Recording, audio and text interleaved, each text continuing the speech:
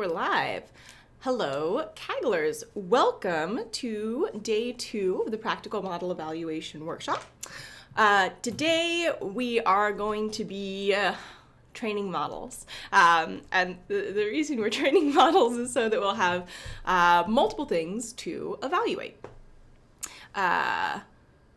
The link to the notebook in day 1. Oh, so people are looking for the link for the notebook for day 1. If you're watching on YouTube, the links for the current notebook will be underneath the video in the description.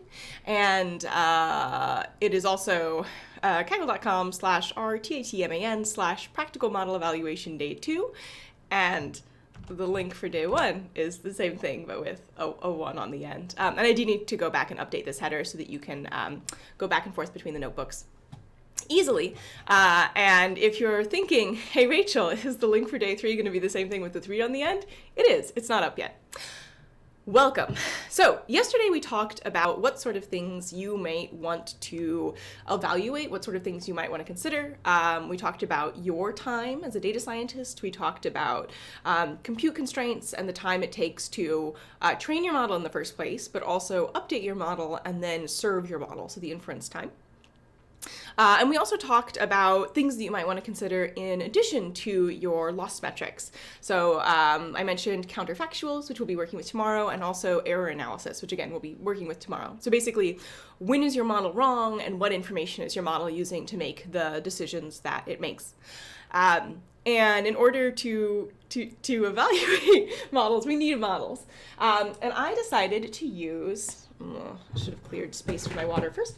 And I decided to use, for this project, AutoML. So if you're not familiar with AutoML, it's a research field in, one sec, I'm covering my cute art with my browser. I just realized. What? Okay, that looks better. Now you can see the cute art.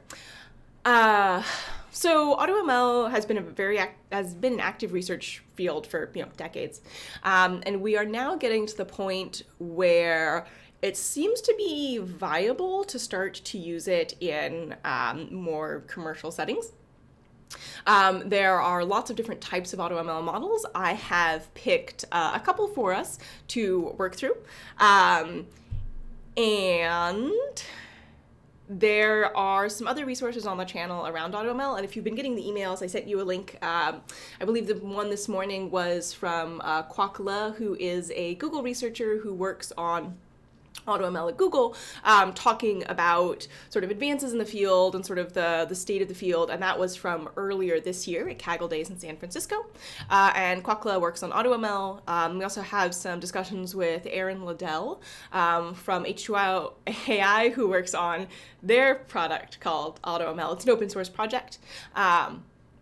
So lots of very active work in this field, and I am not a researcher in AutoML, so if you have hard questions, feel free to ask them. I might not know. So the models that we'll be training today, we are going to have an XGBoost baseline. So when you are comparing models in any sort of research setting, it's very common to have one model that you're like, this will probably do an okay job. This is sort of like the default that people might use for this particular type of problem. And especially on Kaggle, gradient boosting algorithms and random forests are very popular. And XGBoost is one of them. I've mentioned that I have a completely non-scientific reason to like XGBoost because it was developed at the University of Washington, which is where my PhD was from. And again, CatBoost, GBM, whatever your favorite is, you could use that as a baseline instead. Then we're going to be using Cloud AutoML, and I've got my console set up here. And if you haven't done this setup yet, there is a video that I made that's on the channel that is linked in here somewhere. Here, this video under training our model under the Cloud AutoML section. And I forgot where I was going when I got sidetracked on that. This bodes well. We'll sip of water.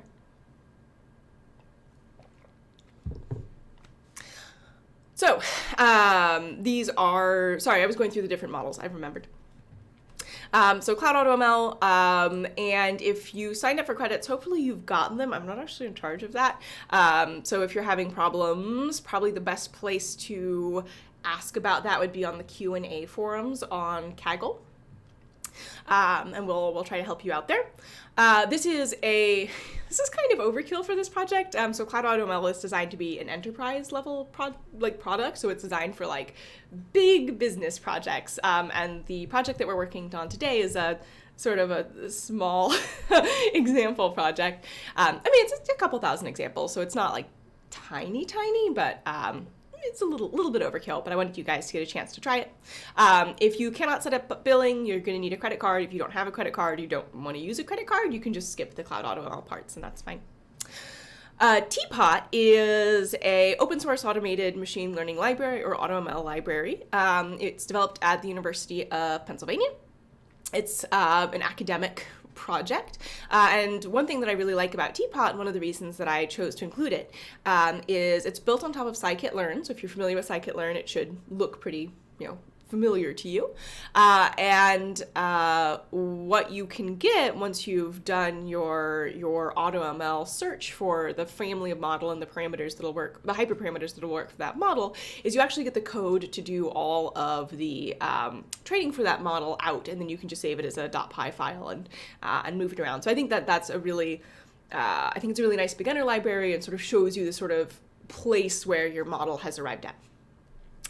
And then finally, H2O.ai's AutoML open source product. So H2O.ai also has a commercial product called driverless AI that's more similar to Cloud AutoML. And there's some differences, and you can look into that if you're interested. But this is an open source version, and one thing that I really like about this particular library is that if you've been on Kaggle for a long time, you know Kagglers love ensembles, especially in competition, so people take multiple models and sort of use them together in their final submission, and H2O AutoML does that ensembling for you, which is really nice. So it's sort of they're also really well known for hiring highly ranked Kagglers, so it is sort of like a very Kaggle-focused AutoML library. So those are the models that we're going to train today. I have already powered off my kernel. I've already forked this notebook, so because I'm zoomed in, you can see here copy and edit. If I were zoomed out a little bit more, you should be able to see it as a blue button here, and this is because I've already, I have admin privileges on this notebook. You can see I can edit the notebook. You won't see that. All right, let's train some models. So I have done some data cleaning for you. So if you have, let's just load these in. So if you've used this notebook, you'll see that the input here is data prep for job title classification. And if you open that, you'll see that it is a kernel that I wrote, a notebook that I wrote, where I just do various types of data cleaning. So one thing is I've taken these really long titles and I've made them shorter titles. I've removed, find the code for that. I've removed job titles that occur less than 500 times. So we're only looking at the most popular job titles. And just some different sort of data cleaning. You're welcome to do your own if you like, but it's not a data cleaning workshop, so I wanted to make sure we didn't spend our whole time just working on data cleaning. And we do have a little bit of additional data preparation to do. So you see I've read in here the 2019 data as well, but for the example, I'm only going to be working with the 2018 data. And then the 2019 data is for you to do as an exercise. So data preparation, the target column here is called job title. The problem that we're trying to work on, a little bit of repetition because we talked about this yesterday, is we're taking information from the Kaggle data science surveys and we are trying to predict what a job title should be based on things like compensation or the role or how much the company uses machine learning, the level of education the person in the role has. For this particular year, the 2018 data, we have information about how much time the person spends coding in their job as opposed to doing other tasks. For 2019, we don't have that information, so the columns in these two these two files, the 2018 and 2019 job title, are going to be a little bit different.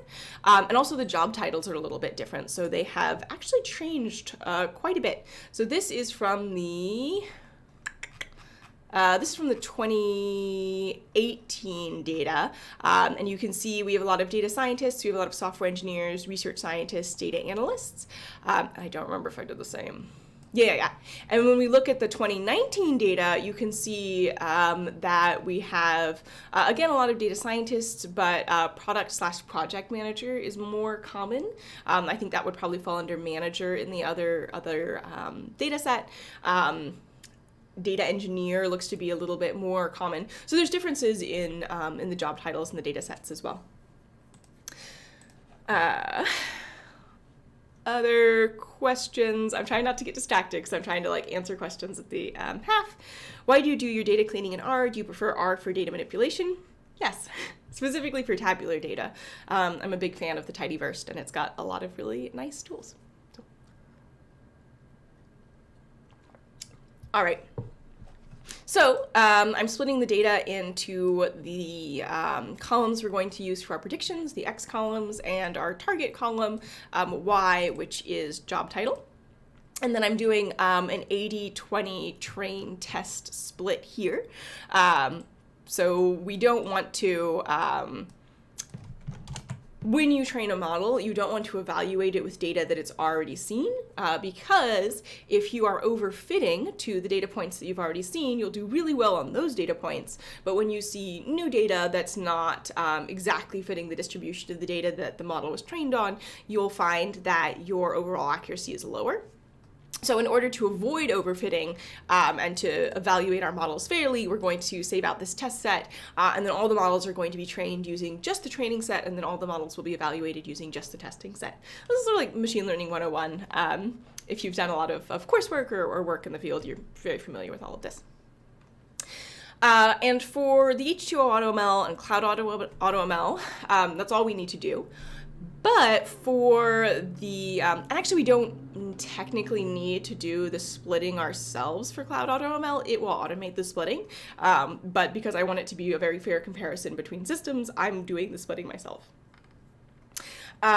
For XGBoost and Teapot, they will only work with data frames that are all numeric. So if you have strings or categorical variables, you need to encode them so that they are not you take the string and turn it into number. And I'm using ordinal encoding here. Label encoding, you might be familiar with it by that name. And I'm just doing encoding using the I think CE is category encoder. Let's see. Let's look at the imports. Category encoders, _. So there's a library that automates the encoding process. And that's what I'm using here because I'm efficient, aka lazy, and I don't want to do this by hand every time. Not a good use of my time. And I've created an encoder for each of the two parts of the data set, so for X and then for Y.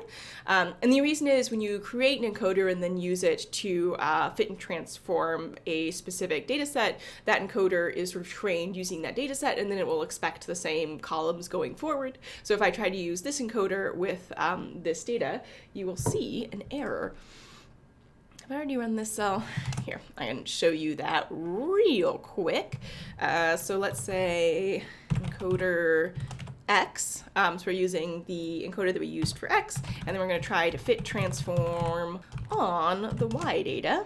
And you'll see I get this key error. It's looking for this column, analyze and understand data to influence product or business decisions. It's not seeing it because Y is a data frame with one column that's called job title. So that's why we have this code that looks a little bit redundant. And let's train some models. So for my baseline, like I said, this is sort of what I'm going to be comparing my models against. I'm just using XGBoost with the default parameters. I'm not changing anything. which is maybe not entirely fair to XGBoost, because usually you would actually change the parameters and do some tuning. But because we're not doing tuning on AutoML, I'm trying to make it like a little bit more even. And the assumption is that just plain XGBoost without any tuning should be worse than the AutoML models that have been tuned automatically for quite a while, where the hyperparameter search has been done for us. So that's the idea there. Do you need a baseline model? No. Should you have one? Yes. Because if XGBoost ends up being the thing that works the best, or it works, similarly to some of our AutoML models, which would not be super surprising because, again, this is a pretty small data set, then we would use the XGBoost probably over the AutoML options. And if we just want to double check that it is working, I can never remember what the summary information is. Tell me, what can I do? Fit, it's already been fit. Importance type, learning rate, objective, score seats, score. So we could, if we wanted to, predict and then use our held out test data to do the prediction. So what did we call that? X-test encoded. And it will return out predictions for job title. And remember that this has been ordinally encoded, so each job title has a number, and it's assigning one number to each job title. So even though we get numbers out, we can go back and map those back to the specific job titles. And we'll do that tomorrow, but you can see we've trained a model and it works. Yay. How well does it work? That's a separate question. All right, 1 model down, 3 to go. Cloud AutoML. So this is from GCP, which is the Google Cloud Platform. And I have in one of my cells, here we go. And this is pricing for the tables. When you add your, when you connect a notebook to your account, you'll get a little pop-up and it will have a link here to the pricing, so you can see what that is and know what you would be charged. I believe you get $300 of credit when you start a GCP account, and again, if you sign up for credits, hopefully you've got them. And I'm going to do things a little bit weirdly. So when I am using, get rid of this. When you're using Cloud AutoML, there's 2 steps. So one is to import your data set to Cloud AutoML tables, and it will do some inference on the data set, be like, okay, this is a categorical variable, because remember, we don't have to do the encoding for this data. And that inference takes a while. So if you run the commands to do it from your notebook, and then you commit your notebook and you import your data and then you immediately train your model, because those 2 lines of code are going to be run right after each other, it's probably not going to be done finishing importing your notebook, finishing importing your data. And I guess you could put like a wait and be like, just like hang out for an hour, just in case. But that's kind of a weird thing to do. So we're going to be uploading the data through the Google Cloud Platform. And let's download the data. So I have the output. I have the data sets here that I have saved out, the CSVs. And I'm going to continue working with the 2018 CSV. And I should be able to download it. Oh, that's right. I'm looking at the data sources, not the output files. And I'm going to download this traindata.csv file. And where I'm getting this is from, scooch, scooch, scooch. When I did my split here, I saved out just the training data. So the Cloud AutoML product is not going to see the testing data during training. And I want to upload it. So I'm going to go to Cloud AutoML Tables, and I can never remember the URL, but it is in the notebook, so let's find that. I think it's console.gcp.com/cloud AutoML tables /AutoML -tables. I probably would have put an underscore. So I'm in this project that I've created earlier. It's the same one that you can see over here, Rachel AutoML example. And in order to use AutoML tables with a specific project, I need to enable it for that project. So projects are like, I guess you can kind of think of them as I was going to say you can kind of think of them as VMs, but VMs are a thing that you would add to project. You can think about them as like little folders, I guess. And if you want to use something in a folder, you'll need to make sure that you've actually added it to that folder. Folder's not a good way of thinking about it. I don't have a really good analogy for this. But anything that you can do on GCP, so all of these things, and there's a lot of them, you would add on a project-by-project basis. And it's going to take just a second to enable the API.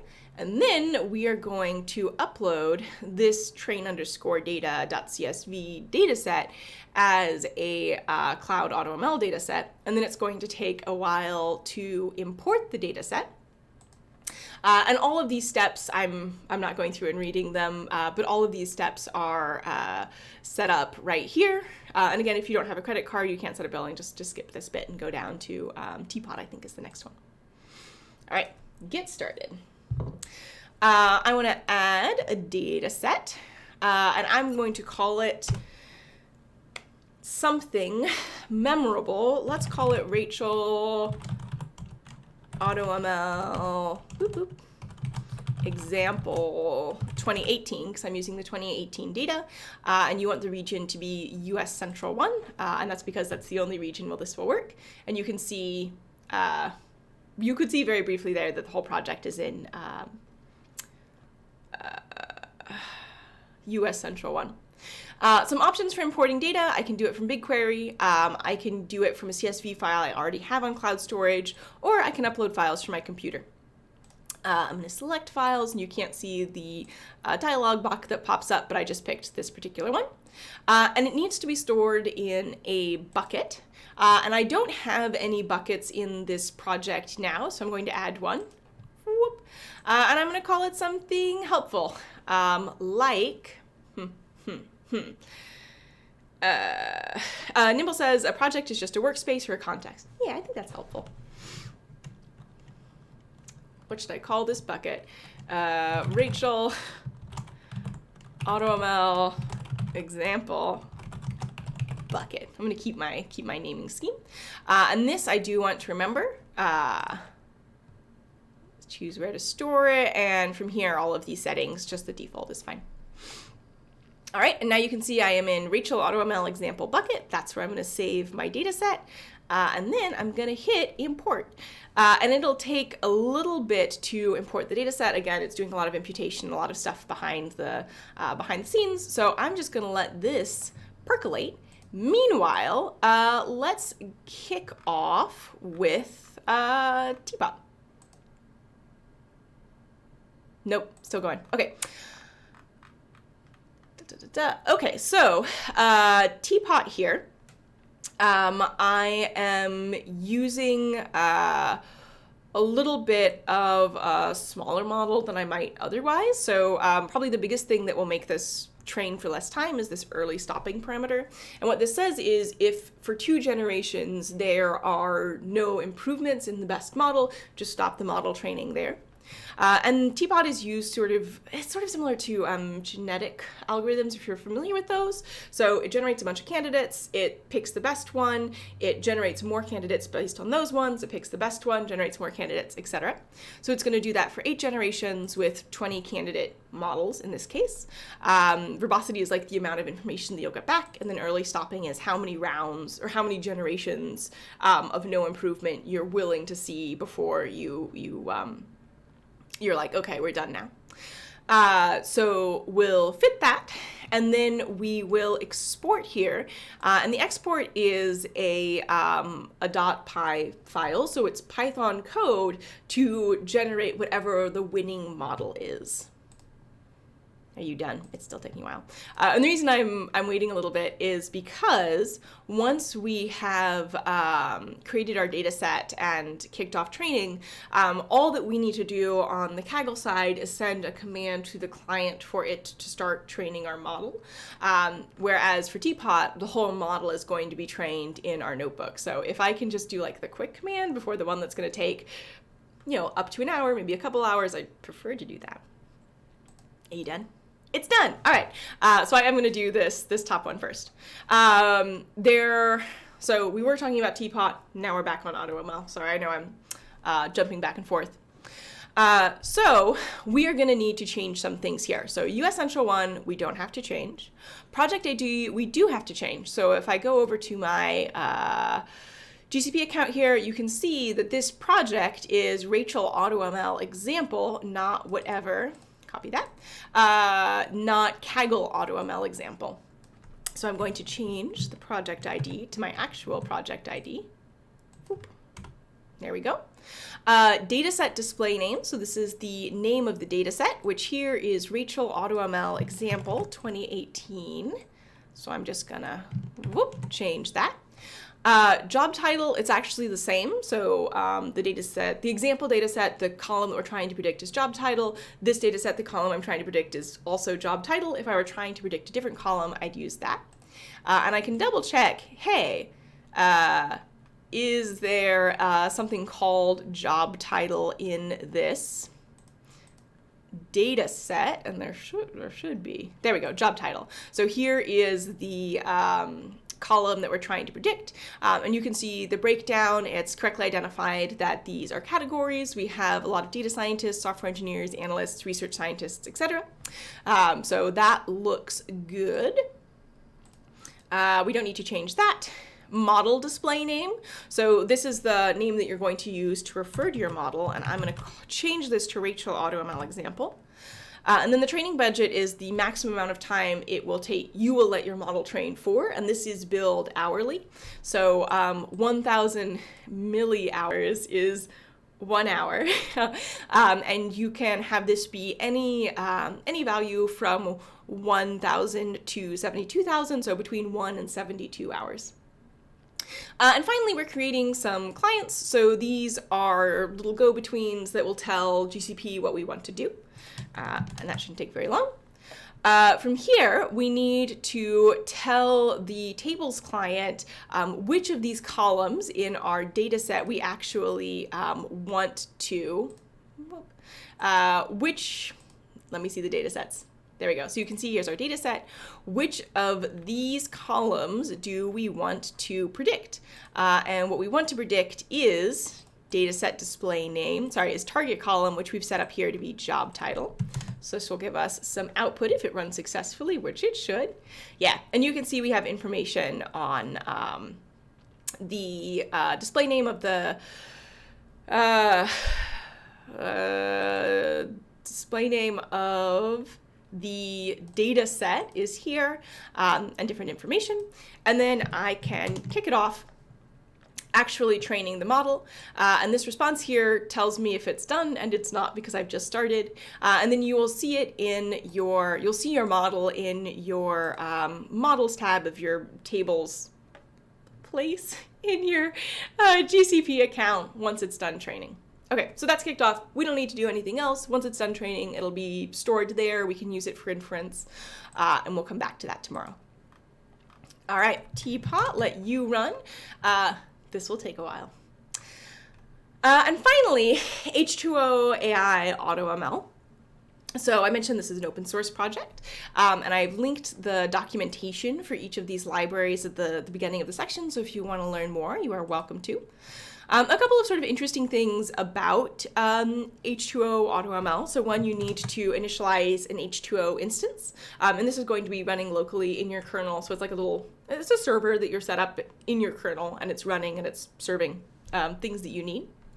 It also doesn't work with pandas data frames. You need to use H2O frames, which are an H2O specific data table. I said data table here. Data frame should be what that is. So it's a very similar data structure. There's just some differences under the hood. So we need to convert our data to H2O frames.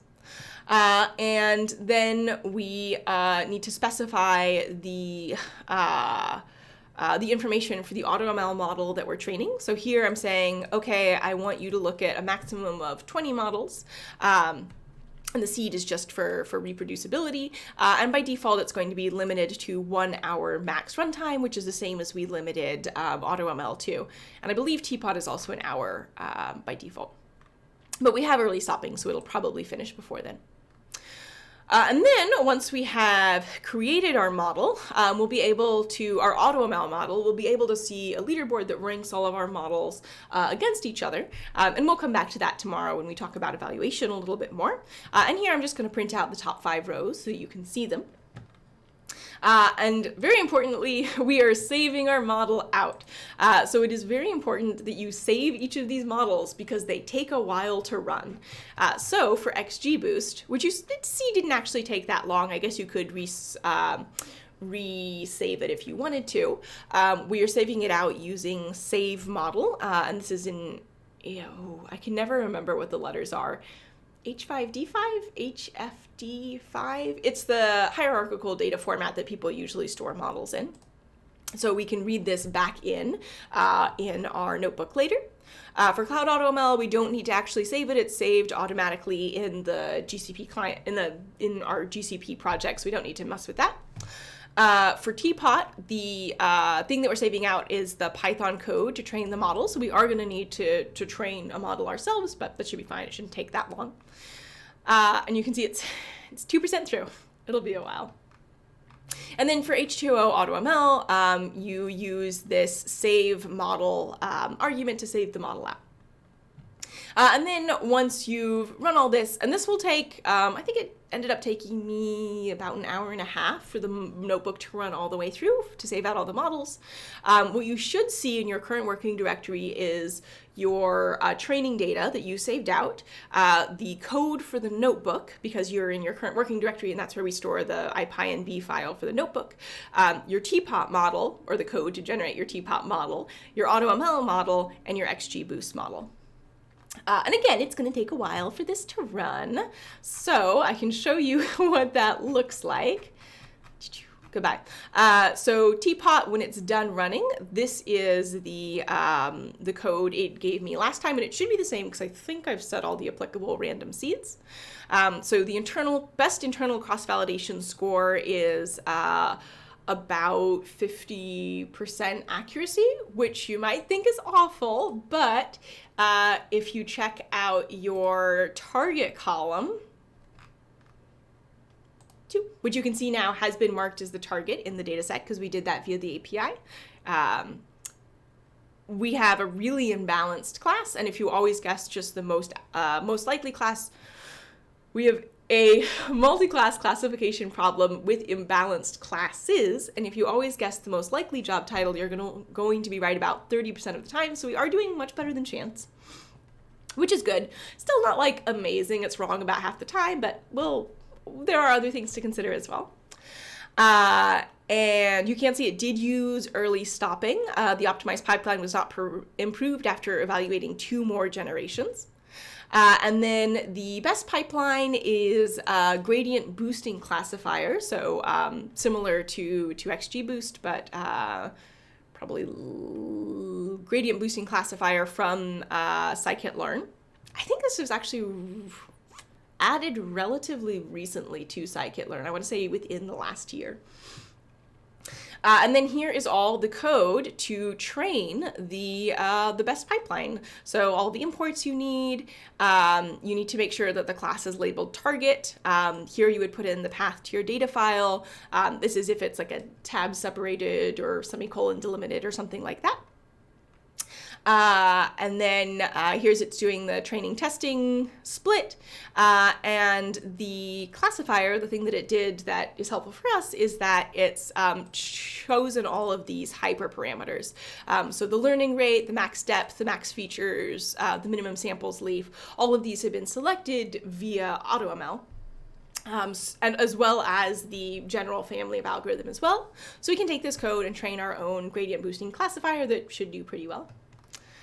And AutoML, again, this took quite a while. We can see here are the top 5 models that AutoML came up with. The top one was XGBoost, and the mean per class error was about 68%, and the mean squared error is about 49%. So about what the other model was. And then gradient boosting, generalized linear model, pretty sure. I can never remember which one's general and which one's generalized. Linear model, regression.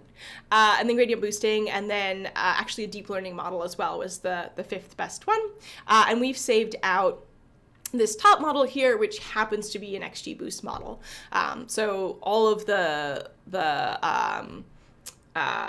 AutoML approaches that we've seen the results for so far have been like, hey, this looks like a good application of gradient boosting, whether that's in XGBoost or GBM. All right, so that is what we've done so far, and I'm imagining that our Teapot model is still training. Yeah, 5% done. So I'm just going to let this bake. It took me, I want to say around an hour and a half to run the kernel all the way top to bottom, but you should have plenty of time to do that. And again, the AutoML, the cloud AutoML one is not being trained in the kernel. It's being trained on GCP. So is this one done yet? No. So this isn't done yet. Once the model's done training, you'll see it here. You can do a little bit of exploration. All right, that is what we're doing today. Whirlwind tour. I know I didn't talk a lot about sort of the underlying ways that these different libraries are working, but I've linked you to lots of different resources. If you are just watching for the explanation, you can head out now, and I'm going to take questions. I've been seeing like the chat come up, and I'm like, no, I can't look. I don't want to get distracted. So let's look at your questions. Ram says, is it leveraging distributed data processing? So we are just using CPU here. So you can see the CPU is, yes, it's all the way. I don't have GPU turned on. I believe all of these libraries will handle, can do GPU acceleration, not really, but we're not really using it here. I believe Cloud AutoML is distributed by default. And the billing is per hour, and that is per node hour and not clock time. So if your model trains for 2 hours clock time, but it's being trained on, 8 nodes, that's 16 hours, and that's what you're setting with your parameter that we set. That's what you're setting with your parameter train budget is node hours, not clock hours. So it's a little bit different.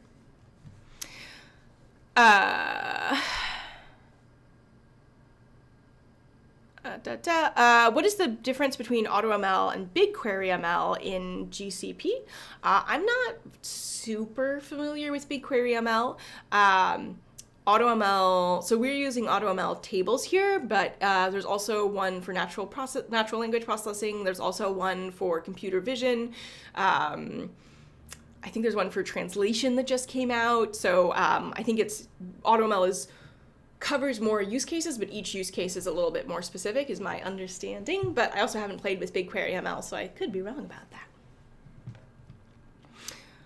that. Does it take that long just to train on a few thousand examples? So AutoML is going to take longer than just training a model. And the reason is that it has to see how a bunch of different models perform after training. So instead of just training one model, you have to train a bunch of models and then see which one's best and then continue. So sort of the broader the thing you are tuning, the longer it takes to do, right? So if all I'm training is the parameters within my model, the more parameters I have, the longer it's going to take. If I'm training my hyperparameters, every time I change a hyperparameter, I also have to change those parameters, so that takes longer.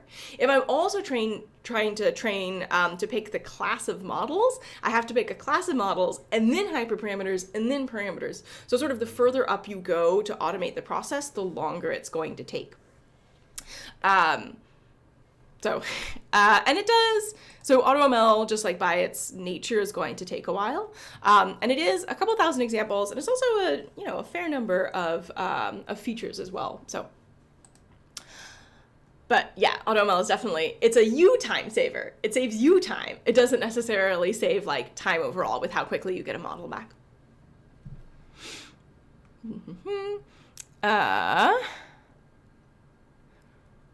Let's see. Oh, Erin's in the chat. Hi, Erin.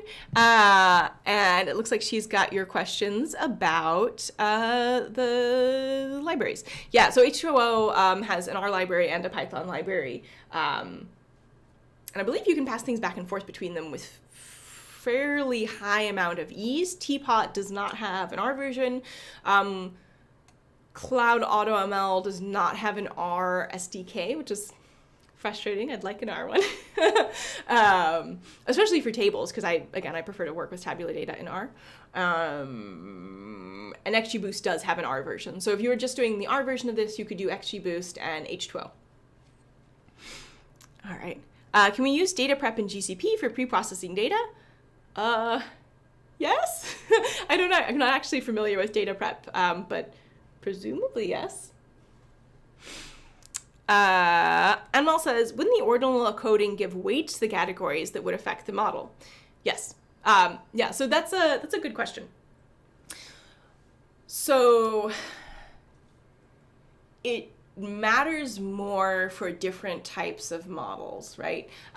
So we are assigning numbers to categories, which means they're going to be treated as numbers, which means that for certain types of models, things like making sure that those numbers are on the same scale is very important. So for like a space-based model, if salary is on one axis and those are, 10,000 apart maybe, and years of experience is on another axis and those are like 2 apart, it's going to be hard to treat those in the same way. So yes, that absolutely is going to create some differences and might be one reason why the models that are using ordinal encoding or require ordinal encoding, specifically XGBoost and Teapot, might do worse than the methods that aren't requiring that. So yeah, good thing to watch out for.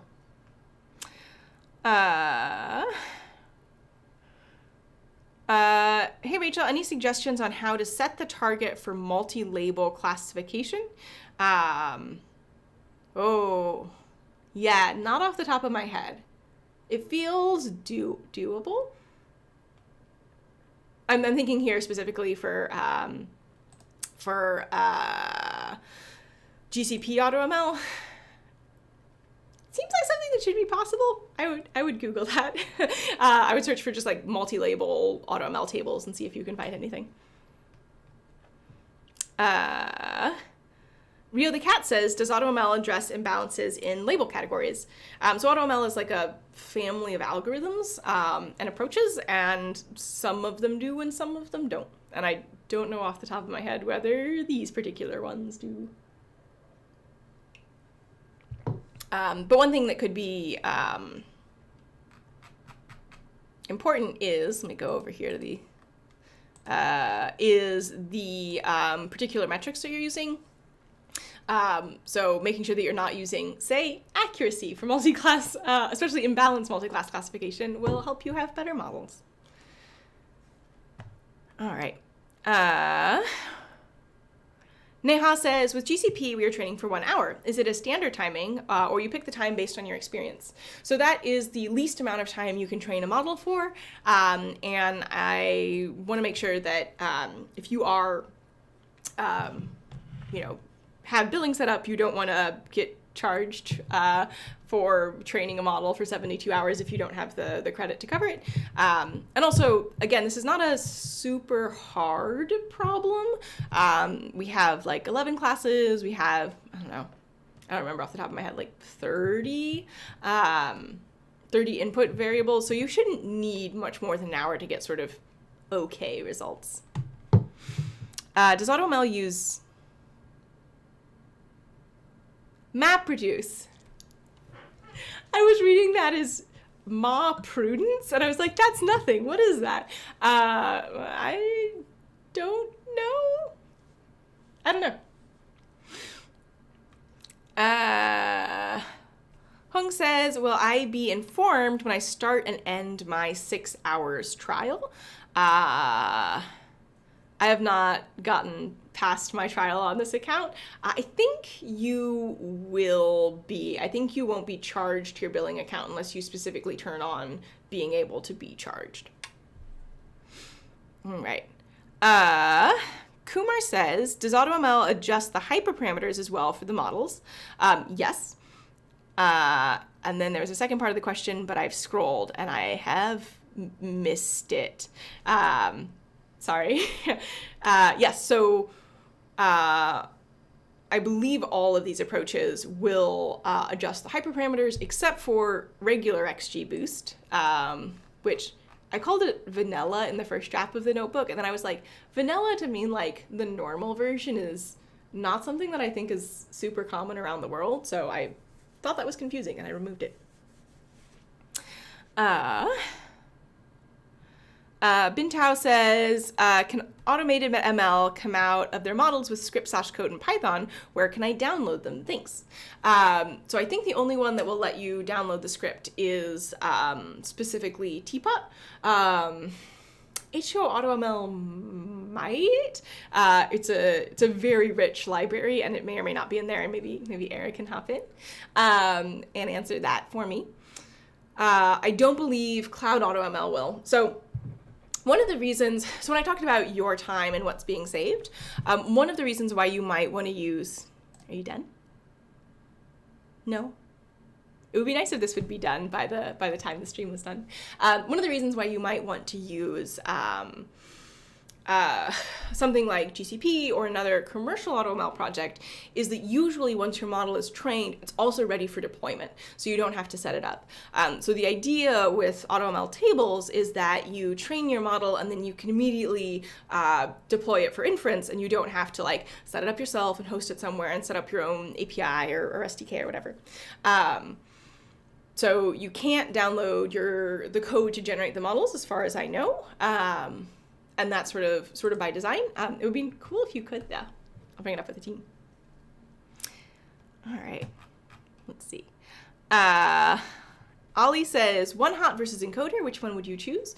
Encoder. Generally, there are some places where you might want to use one hot. Doing one hot encoding for this particular model gave me like 200 columns, which is too many columns. Also, there is some empirical evidence. I think Walter Reed, who you might know as Inversion, tweeted a paper about this a while ago, but there's some empirical evidence that label encoding is, in general, going to give you better performance than one hot encoding in terms of model accuracy. So, Sukhjinder says, enjoyed the interview with Kwakla. He mentioned work moves to setting up architecture space, proxy model, etc. Seen any examples of this? I'm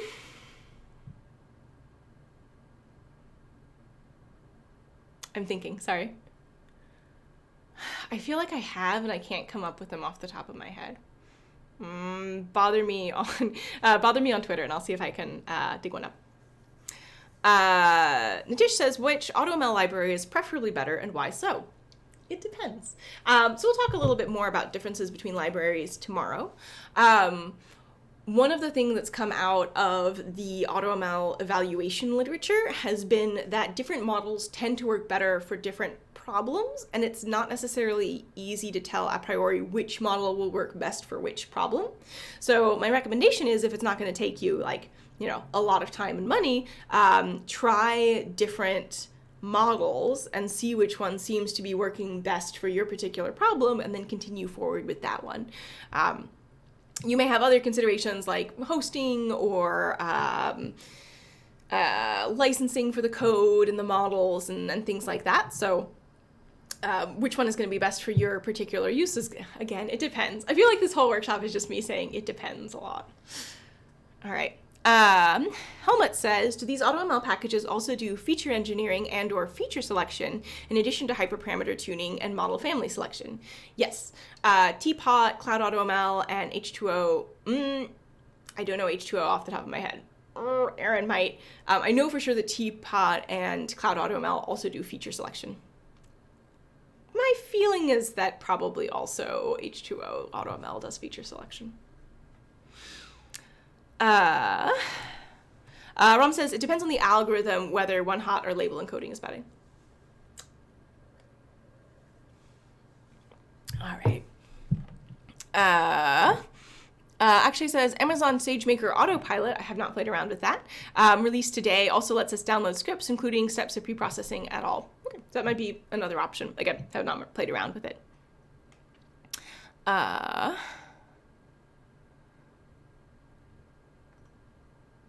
Nidhi says, is region same as location when creating new project? Yes, but it's not your location. It's the location of the, usually like the physical servers that are hosting your specific project.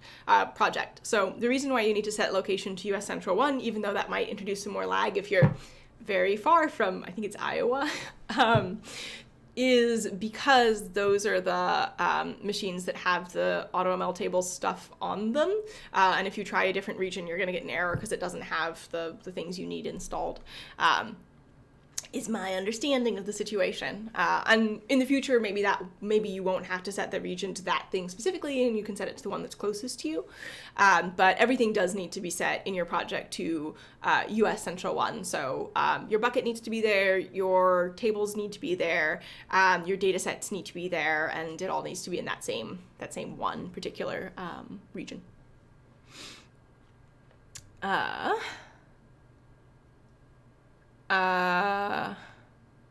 Sir Woody Haxwell says, where can we find all the algorithms it tried? We'll talk about that tomorrow. Most of these libraries will sort of show you all of the things that they thought about. Oh, Teapot might not. I'm sure it is in Teapot. I just haven't found it.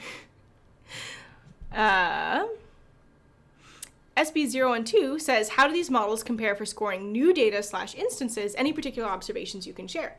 So I don't believe by default any of these models will do transfer learning. You might be able to set it up. It might be a possibility, but I don't think it's the default thing they do. I think the default thing they do is they find a model that works well given your specific training data set. They do use cross-validation within the training data that you're given. So there is like a little bit of like accommodating for variation there, but it's not gonna, download new data for you and try it out on that. If that's what you were asking. Let's see. Stumped says, how do you select which one should be your baseline model? That's a really good question. In general, you want to pick a popular tested model to be your baseline model. For classification, I'd probably do XGBoost like I did. For regression, I'd probably do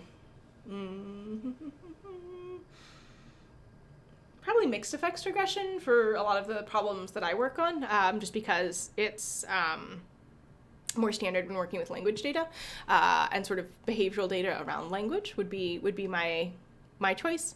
But a good thing to do is to look at papers that are working on similar projects to the thing that you're working on, and then see what they use as their baseline and just use that as the baseline. I wrote a blog post a while ago. So there was a paper from Google Research looking at recommender systems and recommendation systems, and looking at baselines that have been around in the field for a while. And what the authors found was that by tuning those baselines in a principled way based on the way the problem was and the way the baselines worked, they were able to have state-of-the-art performance using these algorithms that the field had sort of like stopped using.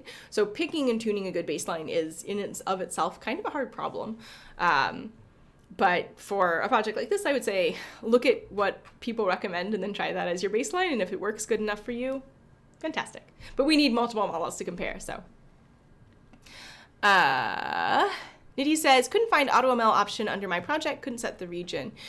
So I would, the easiest way would be to go to console.cloud.google.com/AutoML-tables well in your particular project. I'm having trouble finding it in the search bar for some reason, so that would be my recommendation. And if you go to AutoML tables and you don't have billing installed, it will prompt you to enable billing.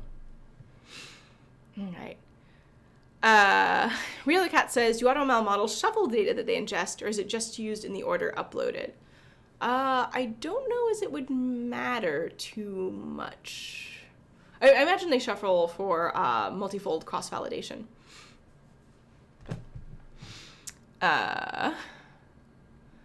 Dennis says, if I want to use H2O with Anaconda, which package should I install with Conda? I find conflicting and confusing information about this. Ooh, I don't know. I might ask on Stack Overflow might be a good place to ask. And I would also, if you are finding confusing information, I would look at the dates and try to use whichever one is dated most recently.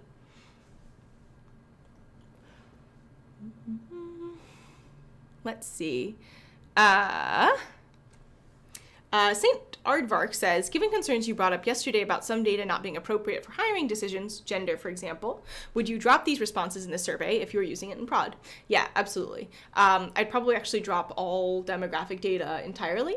And if you look at, where is it? If you look at the kernel where I do my data preparation, and you look at the, can I just look at the output data? Will it let me do that, or can I only download it? Yeah, so the specific columns that I have used include what is your highest level of formal education that you have attained or plan to attain within the next 2 years. Select the title most similar to your current role or most recent title if retired, selected choice. So this is the target column. What is your current yearly compensation, approximate US dollars? Does your current employer incorporate machine learning methods into its business? There is what that word is, their business. And then for the other columns, I've included, so the survey data has a structure where each answer to a sort of like radio button question is its own column. For those multiple choice questions, you select any activities that you do in the course of your job. What is the primary tool that you use for data analysis? Which of the following cloud computing services are you familiar with? And which types of data do you analyze? So things like text data or tabular data or other things. Those are the only pieces of information that I included. So I did remove demographic information, and I would recommend that you do too. All right, and Aaron's hopping in to help with the Anaconda question. Thank you so much. Let's see. And Aaron says, the right command, conda install -c h2o.ai h2o. Helpful. Ankush says, which cloud notebook is best to build DL models? Well, it depends. If you are working in a company and people are using a specific cloud notebook, use that one. The biggest thing I would watch out for is the sort of security around different notebooks. For example, Kaggle we are not HIPAA compliant. Do not put medical data on Kaggle. Do not use Kaggle for, that's covered under HIPAA. Do not use Kaggle for like analyzing medical data or FERPA. We're not FERPA compliant. Please don't do that. So if you're working with sensitive data, I would make sure that your cloud notebook provider can handle that data and has the appropriate security measures in place. So I think that's probably the biggest thing to watch out for. And if you wanted to work on GCP, Cloud AI notebooks, I believe, is HIPAA. Search and see Cloud AI notebooks are HIPAA compliant. I feel like I don't want to say something wrong, but they might be, but I would check.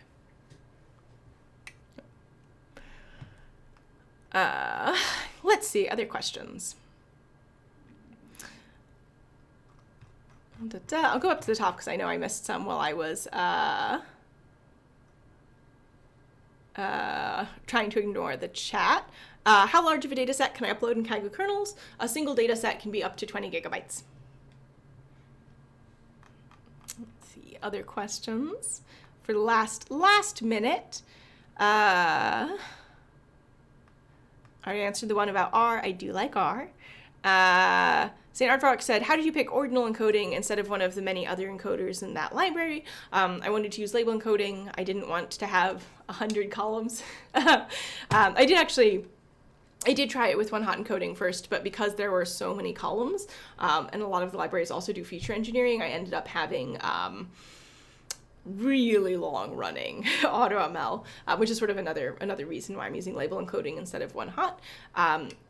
I want to say the Teapot one took like 2.5 hours the first time, and that's quite a bit longer.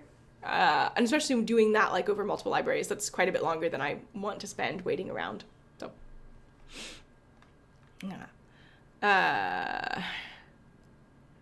Jefferson says, how do I know the order of the encoded libraries, i.e. job titles? I believe it's stored in the encoder object that you used, so you can check that out. Sahil says, can you link multiple projects on GCP? Maybe. I haven't. Maybe. All right. Oh, and actually it says you should check if your cloud AutoML model is done. Let's check. Well, not yet. My guess is it's going to take about an hour because that's the training budget that we gave it. So I imagine it will use all of the training budget because I didn't say, hey, stop early like I did with Teapot. All right, it is 10 a.m. for me. I'm gonna leave it here. Thank you all for joining today. I hope this was helpful. Tomorrow, we're gonna evaluate these models. We're gonna talk about interpretability. We're gonna talk about counterfactuals. We're gonna talk about inference time. I'm looking forward to it, and I will see you all then, or possibly before then, on Kaggle. Thanks for joining today. Bye.